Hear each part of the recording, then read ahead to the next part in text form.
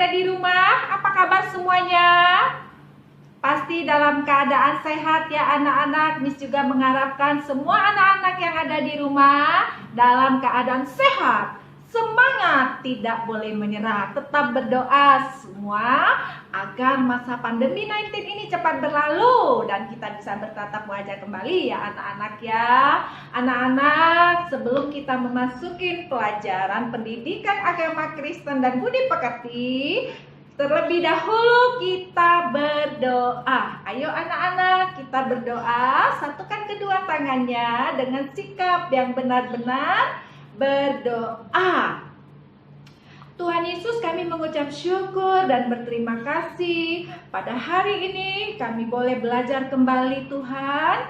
Kami bersyukur walaupun jarak jauh, namun kami percaya Tuhan Yesus yang memberikan kami kemampuan untuk mengerti setiap pelajaran yang guru-guru kami berikan.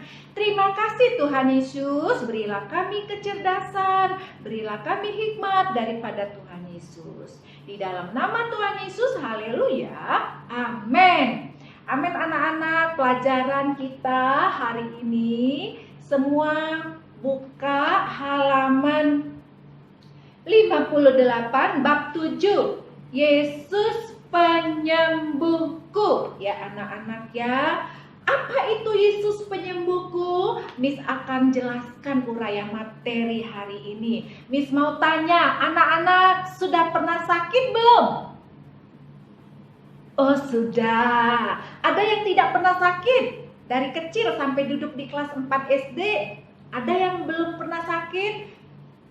Pasti semua kita mengalami sakit, entah itu pilek, flu, batuk, ya anak-anak semua pasti mengalami sakit, sakit perut, ya anak-anak semua kita pasti mengalami sakit ya anak-anak ya. Kita tidak tahu, misalnya begini anak-anak, kita jajan sembarangan kita tidak tahu entah jajan itu bersih atau kotor, tiba-tiba perut kita mules, kita dapat diare, itu namanya sakit. Nah, korban banjir karena airnya kotor, anak-anak, para korban banjir ini mereka tangannya gatal-gatal akibat dari airnya yang kotor. Banyak sekali peristiwa-peristiwa sakit, gejala-gejala sakit yang dialami dengan cara bermacam-macam sakit. Nah, anak-anak, Miss Ati mau tanya, ada tidak anak-anak yang kalau sakit bersungut-sungut, merengut, menyalahkan orang tua? Tidak boleh. Anak-anak, kalau kita sakit, pasti orang tua kita membawa kita ke dokter ya anak-anak ya. Orang tua kita bertanggung jawab atas tubuh kita, merawatnya, dia bawa ke dokter ya anak-anak ya. Kita tidak boleh marah-marah atau bersungut-sungut ketika orang tua kita membawa kita ke dokter. Kita berdoa, tangan Tuhan menjamah tangan dokter melalui obat-obatan. Kita percaya kuasa Tuhan bekerja, kita minum obat. Kalau minum obat anak-anak, kita berdoa terlebih dahulu. Nah anak-anak, untuk kesembuhan itu adalah kuasa dari Tuhan. Jangan anak-anak bersungut-sungut kepada Tuhan. Aduh Tuhan, ini lama sekali sembuhnya. Tidak boleh. Kita harus percaya dengan kuasa Yesus yang menyembuhkan sakit kita. Ya, untuk itu semua kita lakukan tindakan iman. Yaitu apa? Kita membutuhkan hati yang percaya kepada Yesus agar sakit kita disembuhkan ya anak-anak ya. Nah anak-anak, kalau sakit yang pertama kita lakukan apa anak-anak? Selain ibu membawa kita ke dokter, kita harus berdoa sungguh-sungguh anak-anak ya. Berdoa dengan iman kita, berdoa kita dengan yakin dan percaya bahwa Yesus yang memberikan kita kesembuhan ya anak-anak ya, melalui tangan dokter. Jangan tidak ke dokter, kan ada Yesus yang menyembuhkan betul. Tetapi kita harus bertindak, berusaha menghubungi dokter, dokter memberi kita obat. Tangan Tuhan memakai tangan dokter memberikan obat, kita dapat disembuhkan dengan yakin dan percaya akan kuasa Yesus sebelum makan obat kita berdoa. Nah, itulah anak-anak cerita tentang sakit. Nah, sekarang Miss Ati mau bercerita tentang Yesus melihat iman. Nah, anak-anak, Yesus melihat iman kita. Nah, ini ada cerita tentang seorang perwira di Kapernaum, cerita tokoh Alkitab. Nah, bukan iman perwira ini saja, tapi iman kita juga. Ketika kita sakit, percaya Yesus yang menyembuhkan, pasti sembuh. Ya anak-anak ya. Nah, ini ada cerita seorang perwira di Kapernaum. Ini orangnya baik, sangat baik. Perwira ini selalu memberikan bantuan pelayanan di gereja-gereja, membangun. Ya anak-anak ya. Dia baik, selalu membangun rumah ibadah di Kapernaum. Ya, mereka mempunyai hamba, anak-anak. Hamba itu bekerja di rumahnya. Perwira ini sangat sayang dengan hambanya. Anak-anak hambanya ini tiba-tiba jatuh sakit, ya anak-anak ya. Jatuh sakit, tapi perwira ini mendengar, ya anak-anak ya, bahwa Yesus akan datang di Kapernaum. Karena Kapernaum ini tempat tinggal perwira yang baik hati ini dengan hambanya. Begitu perwira ini mendengar bahwa Yesus akan datang di Kapernaum, perwira ini menyuruh anak-anak memberanikan diri untuk mengurus orang-orang tua Yahudi kepada Yesus, ya, agar mereka datang kepada Yesus. Lalu orang-orang tua Yahudi ini datang kepada Yesus. Yesus, tolonglah, Engkau layak. Yesus, tolonglah. Wajar, patutlah ditolong Yesus. Kenapa? Karena orang Kapernaum ini, perwira ini baik sekali. Yesus, tolonglah Yesus. Pasti Yesus mau menolong, ya. Yesus mendengar itu mau menolong. Yesus mau datang ke rumah perwira di Kapernaum ini loh anak-anak. Perwira di Kapernaum terkejut. Hah? Yesus mau datang ke rumah saya? Jangan. Tidak, rasanya tidak. Oh, tidak layak Yesus datang ke rumah saya. Tetapi perwira ini katakan apa? Yang penting Yesus katakan sembuh, saya percaya, kata perwira di Kapernaum ini. Ketika Yesus katakan sembuh dari jauh anak-anak, pasti hamba ini sembuh. Anak-anak, imannya perwira ini luar biasa loh. Dia tidak mau merepotin Yesus datang ke rumahnya. Dia tidak mau merepotin Yesus datang ke rumahnya anak-anak. Tapi perwira yang baik hati ini percaya bahwa Yesus cukup mengatakan sembuh. Sembuh perwira, sembuh hamba ini. Perwira ini percaya dengan perkataan Yesus. Perwira ini yakin dengan imannya. Yesus tertegun. Luar biasa kata Yesus perwira ini. Baiklah. Apa kata Yesus? Hamba itu sudah sembuh. Benar anak-anak. Ya. Tidak ada anak-anak Yesus datang. Perwira ini katakan. Ya. Katakan saja Yesus sepatah kata. Maka hamba perwira itu akan sembuh. Perwira itu sangat percaya. Oh, Tuhan Yesus luar biasa loh anak-anak. Dan terjadilah tanpa berjumpa dengan Yesus. Yesus tidak datang ke rumah perwira itu, terjadi kesembuhan. Ya anak-anak ya. Tanpa berjumpa dengan Yesus, hamba di rumah perwira Romawi itu menjadi sembuh. Karena iman perwira Romawi itu anak-anak sangat besar dan percaya dengan kuasa Yesus yang mampu, yang berkuasa menyembuhkan hamba perwira dengan perkataan sembuh. Kesembuhan terjadi. Hebat betul? Hebat luar biasa. Tuhan Yesus berkuasa, hebat sungguh dahsyat dan ajaib. Dan iman daripada perwira di Kapernaum itu luar biasa. Yesus melihat imannya yang luar biasa. Yesus melihat iman perwira itu luar biasa. Terjadilah kesembuhan. Hebat anak-anak. Kita juga yakin dan percaya dengan iman kita bahwa masa pandemi ini akan berlalu. Amin anak-anak. Nah anak-anak, ada lagi cerita anak-anak. Bukan hanya ini saja Yesus menyembuhkan orang kerasukan setan juga anak-anak di daerah Gerasa. Ketika Yesus naik perahu menyeberangi danau. Yesus naik perahu menyeberangi danau anak-anak.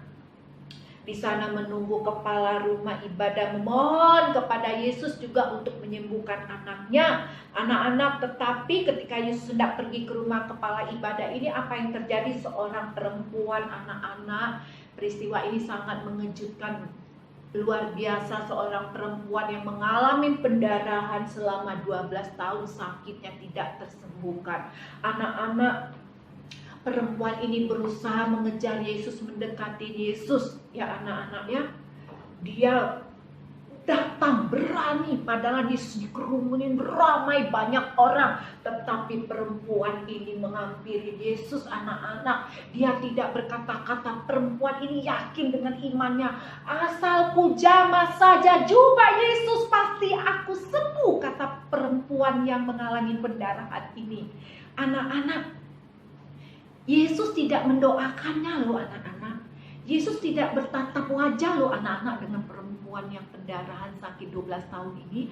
Dia hanya menjamah jubah Yesus, terjadilah suatu kesembuhan.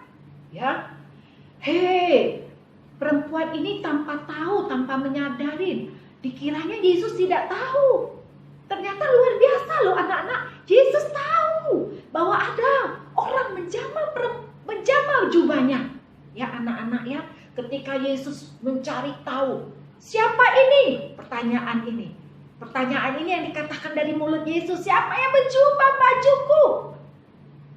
Barulah perempuan ini ya tersungkur di kaki Yesus, bersimpuh anak-anak dan menceritakan semuanya.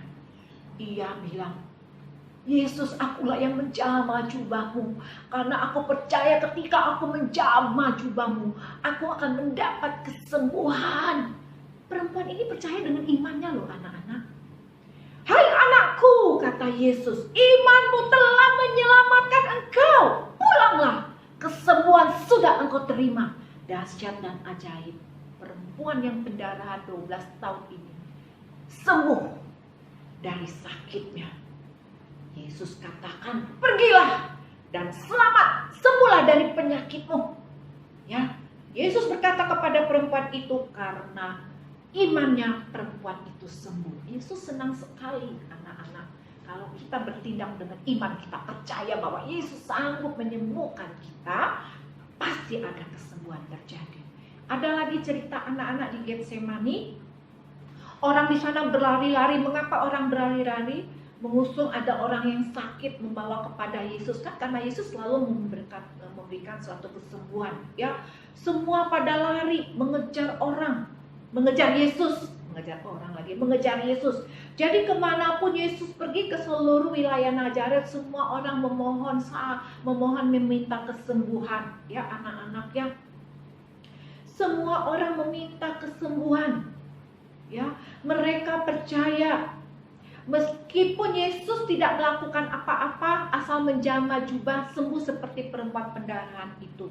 Mereka melakukan itu dengan iman mereka. Semua mereka menjamah jubah Yesus karena imannya, bukan karena jubahnya itu ajaib, bukan. Karena iman kita yang percaya, karena iman orang yang percaya menjamah jubah Yesus, semua orang di Genesaret terjadi kesembuhan. Ya anak-anak ya, bukan karena jubahnya itu ajaib, tetapi karena iman kita dan percaya kepada kuasa Yesus yang mampu untuk menyembuhkan segala sakit penyakit. Anak-anak semua orang di Genesaret berlomba menjamah jubah Yesus. Iman mereka percaya bahwa dengan menjamah ada kesembuhan terjadi. Luar biasa anak-anak. Nah, bagaimana dengan orang-orang yang telah berdoa dengan iman namun tidak pernah sembuh, tidak juga sembuh? Anak-anak, ada orang yang disembuhkan, ada orang yang tidak disembuhkan. Tetapi banyak juga orang yang sakit tidak disembuhkan. Anak-anak ingat, kalau kita berdoa tidak ada kesembuhan, bukan berarti Yesus tidak sayang dengan kita. Bukan berarti Yesus tidak cinta kita, tidak sayang kita. Bukan berarti Yesus tidak mau menyembuhkan kita. Bukan berarti Yesus pilih kasih dengan kita. Bukan. Baik disembuhkan atau tidak disembuhkan, anak-anak ingat, Yesus sangat mengasihi. Yesus sangat menyayangi kita, semua orang yang percaya kepadanya, dalam keadaan sehat atau sakit. Ingat anak-anak, Yesus sangat mengasihi kita. Ya, bukan berarti kita kurang beriman kalau kita tidak disembuhkan Yesus. Bukan anak-anak, setiap mau sembuh atau tidak sembuh dari sakit, ukurannya kita percaya. Bukan berarti Yesus tidak sayang kita atau Yesus pilih kasih, bukan. Yang penting kita percaya karena semua itu ada rencana Tuhan. Kalau kita berdoa belum sembuh sakit kita, anak-anak percaya Tuhan punya rencana yang baik bagi kita. Jangan kita kecewa. Ya anak-anak, Tuhan sayang orang sakit dan orang sehat, Tuhan sayang ya anak-anak ya. Tuhan tidak pernah pilih kasih. Kalau kita tidak disembuhkan bukan berarti kita tidak beriman. Bukan itu anak-anak. Yesus tetap sayang dengan kita. Karena Yesus punya rencana yang terbaik buat kita. Yang penting bukan soal sembuh atau tidak sembuh. Soal hati kita yang tetap setia percaya kepada kuasa Yesus. Ya anak-anak ya, kita tetap berserah, hati kita yang perlu diubahkan. Sakit, sembuh atau tidak, anak-anak, persoalan yang utama adalah iman kepercayaan kita, hati kita yang tahan uji dalam melalui masalah dalam hidup kita, cobaan, ujian seperti saat ini. Kita belum juga mendapatkan tanda-tanda pandemi 19 ini berlalu, kita sudah berdoa. Miss Ati sudah berdoa. Semua berdoa mengambil doa bagian puasanya untuk berdoa memohon pemulihan. Kok tidak ada mukjizat? Apa ini tidak ada beriman orang yang berdoa? Bukan itu anak-anak. Tuhan inginkan hati kita tetap percaya, berharap kepada Yesus. Miss kan ada mukjizat Yesus, betul anak-anak. Waktu Tuhan bukan waktu kita. Tuhan pasti tolong kita loh anak-anak. Kita tidak tahu kapan itu. Bulan depan, bulan Desember atau tahun 2021. Yang penting kita tetap berharap, percaya, tidak boleh menyerah. Anak-anak, sekian materi dari Miss tentang Yesus penyembuhku. Ya anak-anak, terima kasih, Tuhan Yesus memberkati. Sebelum mengakhiri ini anak-anak, kita berdoa. Kami mengucap syukur dan berterima kasih buat kebaikan Tuhan dalam hidup kami. Yesus penyembuh kami dalam sakit penyakit, dalam masalah kami, dalam segala apapun. Kami percaya keadaan kami saat ini, Yesus sanggup memulihkan. Tuhan membutuhkan hati yang benar-benar mencari Tuhan dengan kesungguhan. Bukan hanya sekedar mujizat, namun ajarin kami tetap berharap dengan iman dan kepercayaan kami ya Tuhan. Terima kasih Tuhan Yesus yang baik. Haleluya. Amin. Shalom anak-anak. Sampai jumpa dengan pertemuan berikutnya. Tuhan Yesus memberkati. Shalom.